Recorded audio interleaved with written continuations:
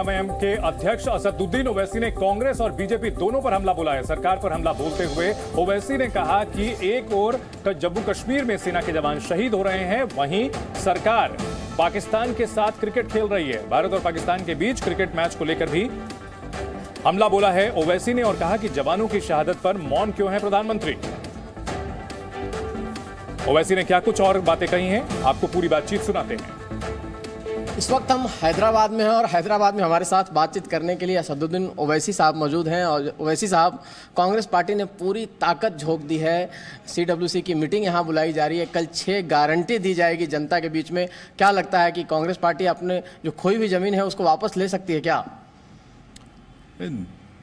वो भारत में कहीं पर भी वो कोई भी पॉलिटिकल पार्टी अपनी मीटिंग कर सकती है, तो उसमें किसी पर रोक नहीं है। अब जहाँ तक तेलंगाना का सवाल है, और हमारी पार्टी का मानना यह है कि यहाँ पर पिछले 9.5 साल से जब तेलंगाना बना उस वक्त से अब तक कोई कम्युनल राइट नहीं हुआ, और हाईएस्ट सबसे बड़ा जीडीपी अगर किसी का है किसी भारत में या इंडिया में तो तेलंगाना में है। और जिस तेलंगाना में लोग बिजली के लिए दिन में 4-4, 5-5 घंटे लोड शेडिंग होता था, आज वहाँ पर 24 घंटे बिजली अवेलेबल है। जिस तेलंगाना में किसान पानी के लिए तरसता था, आज वहाँ पर लाखों एकड़ ज़मीन ज़राअत हो रही है। और पंजाब के बाद या पंजाब के बराबर यहाँ पर चावल की पैदावार हो रही है। दूसरा स्टेट बन चुका है फ़िश प्रोडक्शन में। यहाँ पर गरीबों को पावर सब्सिडी दी जा रही है। यहाँ पर तेलंगाना प्रदेश में पानी के ऊपर, पीने के पानी के ऊपर सब्सिडी दी जा रही है, माने बेसिकली फ्री में पानी लोगों को दिया जा रहा है। तो बस्ती दवाखाने यहाँ पर बड़ी बड़ी तादाद में खोले गए हैं। हाँ, अभी भी मसले मसाइल हैं, मगर ओवरऑल अगर आप देखेंगे तो एक गवर्नेंस तो है, यहाँ पर अच्छा खासा काम हो रहा है। तो हमको उम्मीद है कि तेलंगाना की आवाम मजलिस के कैंडिडेट्स को एमएलए भी बनाएगी और दोबारा के चंद्रशेखर राव को यहाँ पर उनको खिदमत करने के लिए उनको वज़ीर आला या मुख्यमंत्री बनाएगी। अब कांग्रेस है यहाँ पर, कांग्रेस बोल रही है, मगर बहुत से जगहों पर वो बहुत कमज़ोर हैं। वैसे साहब, चूँकि गारंटी स्कीम उनकी सक्सेसफुल रही है, कर्नाटक में उन्होंने दिया, इसके अलावा हिमाचल में किया, अभी मध्य प्रदेश में भी अनाउंस किया है, यहाँ भी क्या? इसका मतलब आप कहना चाहते हैं कि गारंटी स्कीम यहाँ कुछ असर नहीं करने वाला है? अब देखिए, जो किसानों का जो लोन माफ़ी है या किसानों की जो स्कीम प्रधानमंत्री नरेंद्र मोदी ने शुरू की, वो पहले तेलंगाना ने शुरू किया था यहाँ पर। तो ये जो काम आप हो चुका है और हो रहा है ज़मीन के ऊपर सक्सेसफुली, तो आप बोल रहे हैं तो लोग तो बोले मुझे मिल रहा है ना, मुझे तो हो चुका है, यहाँ पर ये काम हो रहा है।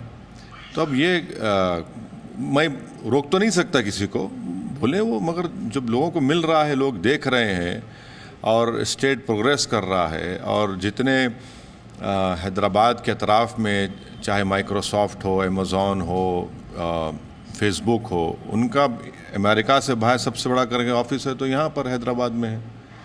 तो ये चीज़ें भी तो सामने है लोग जनता के। और इंफ्रास्ट्रक्चर जो ग्रोथ हुई है हैदराबाद के अतराफ़ में, और फिर यहाँ पर 2-3 साल पहले सैलाब आया था बहुत बड़ा, उसके बाद जो स्टॉर्म वाटर ड्रेन्स का एक्सटेंशन हुआ है वो काफ़ी बहुत बड़ा काम हुआ है। मैं ये नहीं कह रहा हूँ कि पूरा हो चुका है। तो ये सब काम है। अब वो बोल रहे हैं तो बोलिए, इसमें कोई रोक टोक नहीं है। लेकिन उनका कहना है कि जो माहौल बनाया है वो राहुल गांधी ने बनाया है। राहुल गांधी की भारत जोड़ो यात्रा जो हैदराबाद और इधर आसपास से गुजरी, उसके बाद यहाँ एकदम माहौल बदल गया और कांग्रेस, राहुल गांधी ने मतलब पूरे कांग्रेस में ऐतिहासिक बदलाव ला दिया है। नहीं भैया, जाहिर है वो कांग्रेस पार्टी में एक ही आदमी माहौल बना सकता है ना, दूसरा तो कोई बना ही नहीं सकता है। तो वो उनको मुबारक हो। अब तेलंगाना में केसीआर ने जो डेवलपमेंट करवाया अपनी लीडरशिप में, चाहे वो इरिगेशन के प्रोजेक्ट्स हों, बड़े बड़े काम उन्होंने करवा दिया। अब आज ही वो पालमरू का प्रोजेक्ट इनाग्रेशन कर रहे हैं। ख़ास तौर से महबूब नगर ज़िला में, जहाँ के लोग माइग्रेशन करते थे मुंबई के लिए एज ए लेबरर, वो माइग्रेशन रुक चुका है। रंगारेड्डी, ओल्ड रंगारेड्डी डिस्ट्रिक्ट में जहाँ पर लोग किसान पानी के लिए तड़पते थे, आज वहाँ पर पानी आ रहा है। तो ये सब चीज़ें हो रही हैं ज़मीन के ऊपर। हम भी तेलंगाना के ख़िलाफ़ थे, तेलंगाना के आंध्रा के बाइफर्केशन के ख़िलाफ़ थे, मगर हम जो डेवलपमेंट देख रहे हैं, अच्छा आप देख लीजिए माइनॉरिटीज़ का जो बजट है, भारत में किसी एक कांग्रेस रूल्ड प्रदेश की मिसाल दे दीजिए, बताइए, जहाँ पर 2200 करोड़ रुपये माइनॉरिटी वेलफेयर का बजट है। आप कोई कांग्रेस रूल्ड स्टेट में बता दीजिए कि जहाँ पर 90,000 मुस्लिम बच्चे और बच्चियाँ क्लास 6 से क्लास 12 तक फ्री में पढ़ रही हैं, रेजिडेंशियल स्कूल में, अलग अलग स्कूल है। आप ऐसी मिसाल बता दीजिए जहाँ पर इस तरह की स्कूलिंग में, कॉलेज में यहाँ कर मुसलमान बच्चे बच्चियाँ IIT में एडमिशन मिल रहा है, JEE में कामयाब हो रहे हैं, नीट में कामयाब हो रहे हैं, NDA में जा रहे हैं। आप बताइए ना, आप क्यों नहीं कर पा रहे हैं? जहाँ आपके प्रदेश हैं, जहाँ आपकी सरकारें हैं, माइनॉरिटीज़ का बड़ा दम भरते हैं आप लोग, आप बताइए, आप ये बताइए यहाँ पर। अच्छा, और एक मिसाल आपको देता हूँ। एक ट्रेन में हमने देखा कि एक टेररिस्ट ने नाम पूछकर लोगों को गोली मारी। उसमें यही हमारे ही हैदराबाद के नामपल्ली विधानसभा का एक लड़का था जो मर गया। उसमें मरने वाला एक बिहार का भी था, राजस्थान का भी था।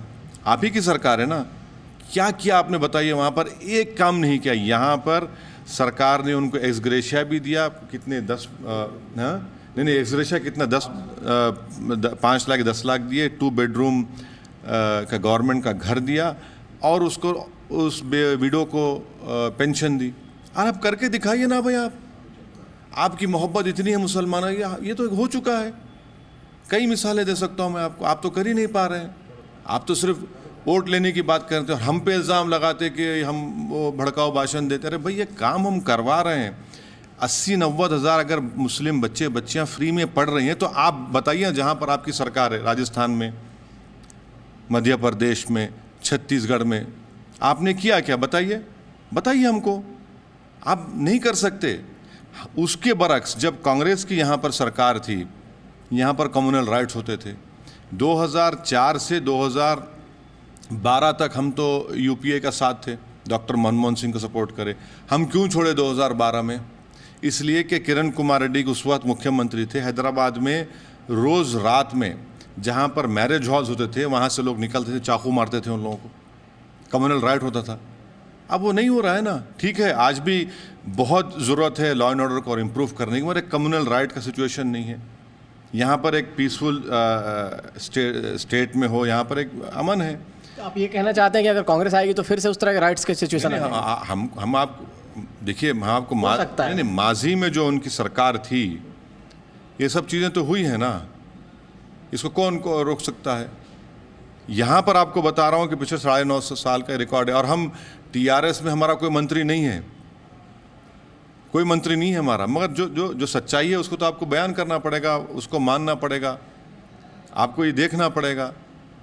लेकिन करप्शन का मामला तो है ना सर। देखिए, कांग्रेस पार्टी भी कह रही है कि करप्ट पार्टी है BRS, उधर BJP भी कहीं ना कहीं आरोप। बड़े बड़े नेताओं पर केस चल रहा है, कांग्रेस के बड़े नेताओं पर केस चल रहा है, कांग्रेस के बड़े बड़े नेताओं को बुलाया जा रहा है। उस पर क्या करेंगे आप? यानी प्रॉब्लम ये है कि आप ऐसा नीचे नहीं देखते, आप सिर्फ सामने लोगों को नजर आते, आप दिखता है। तो करप्शन आप बोले तो इल्ज़ाम लग रहा है, प्रूफ कहाँ हो रहा है?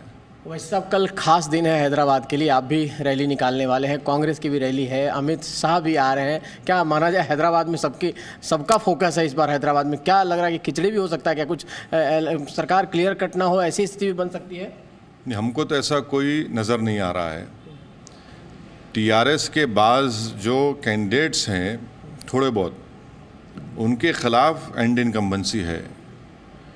सरकार के ऊपर या मुख्यमंत्री के ऊपर उतना नहीं, हम जो दिख रहा है उनके थोड़े कैंडिडेट्स के ऊपर है। अभी कांग्रेस के नाम आने दीजिए, BJP के नाम आना बाकी है। और हमारा ये जो 17 सितंबर का जो प्रोग्राम है हमारा, तो ये तो ईयरली प्रोग्राम है हमारा, इसको तो हम करेंगे।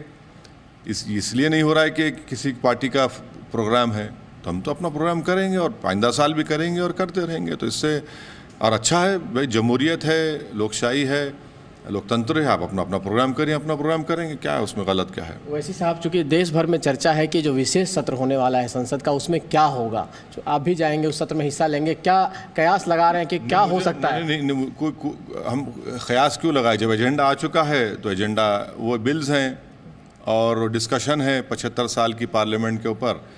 अब सरकार अगर अचानक कुछ कोई चीज़ लाना चाहती है और स्पीकर साहब उसकी इजाज़त दे देते हैं तो तब उसी दिन पता चलेगा। जैसे 370 का उन्होंने ला लिया, हो सकता नहीं मालूम, जैसे आईपीसी के अमेंडमेंट को उन्होंने चेंज किया, उसी दिन एडिशनल एजेंडा आ गया। तो अगर स्पीकर साहब इजाज़त देते हैं तो वो भी आ जाएगा, क्या आएगा हमको नहीं मालूम। अब ख्यास करना तो गलत है। अब ये हम तो जा रहे हैं पार्लियामेंट में, मगर बेहतर ये है कि हर चीज़ पहले से मालूम हो एक मेंबर ऑफ पार्लियामेंट को, सांसद को, ताकि हम प्रिपेयर होकर आ सकें। अब उसी दिन लाएंगे तो हमारा कंट्रीब्यूशन क्या होगा उसमें बताइए। इतना जल्दबाजी में हम तो पढ़ भी नहीं पाएंगे, ना कुछ रिसर्च कर सकते हैं, ना कुछ सही तरीके से डिबेट में पार्टिसिपेट कर पाएंगे। मगर नहीं मालूम, वो तो स्पीकर साहब का इख्तियार है और सरकार अगर लाना चाहती है तो लाएगी। देखेंगे 5 दिन में मालूम हो जाएगा सब, क्योंकि लोग बहुत सी बातें कर रहे हैं तो वो 5 दिन में पता चल जाएगा। वैसे आखिरी सवाल है मेरा, चूँकि कश्मीर में आतंकवादी हमला हुआ है और वहाँ अभी भी इनकाउंटर चल रहा है, सरकार बार बार दावा करती है कि हमने आतंकवाद खत्म कर दिया है देश भर से। ऐसी स्थिति में आप क्या कहेंगे? देखिए, जनवरी में भी जो हमला हुआ था जिसमें हमारे सिपाहियों की मौत हुई, बहादुर सिपाहियों की, आपने बीजेपी सरकार ने उन असल आतंकवादियों को नहीं पकड़ा। जिन्होंने उनको शेल्टर किया था उनको आपने पकड़ा, जो मारने वालों को नहीं पकड़ा। ये जम्मू राजौरी में ये असल एपिसेंटर बना हुआ है टेररिज्म का, और ये सरकार उस पर एक्शन नहीं ले रही है। और फिर उसके बाद ये टेररिस्ट हमारे सिपाहियों को, ऑफिसर्स को, कर्नल को, मेजर को मारे हैं। मैं उसका कंडेम करता हूँ, उसका वीडियो बनाते हैं, देखो हमने ऐसा किया। तो वो आप क्या कर रहे हैं? ये सरकार की सरासर नाकामी है। और अफसोस इस बात का है कि देश के प्रधानमंत्री इसका नोटिस ही नहीं ले रहे हैं। इसका नोटिस लेना चाहिए उन लोगों को। अब मैं आपको ये क्रिकेट मैच हम क्यों खेलेंगे पाकिस्तान से भाई? हमारा एक कर्नल मर गया, एक मेजर मर गया और एक डीएसपी मर गया श्रीनगर का। आप अगर बीजेपी की सरकार नहीं होती तो ये पूछती नहीं थी बीजेपी। आप और ऊपर से आप मैच खेल रहे हैं अहमदाबाद में, तो क्या प्रधानमंत्री जाकर देखेंगे cricket match, world cup match? वो मैच रद्द होना चाहिए आपका कहना? नहीं, मैच क्यों? आप बताइए ना भाई। अगर आप गलवान में, पूंछ में अक्टूबर में 9 अक्टूबर 2021 में 9 लोग मारे गए। राजौरी में अगस्त 2022 में 4 लोग मारे गए। कोकरनाग 2023 में 3 लोग मारे गए हैं। हम क्रिकेट मैच कैसा खेलेंगे? क्रिकेट मैच कैसा खेल रहे हैं आप? चलिए, बहुत बहुत धन्यवाद आपका। कैमरामैन राजेश के साथ रवि त्रिपाठी, जी मीडिया, हैदराबाद। जी न्यूज़।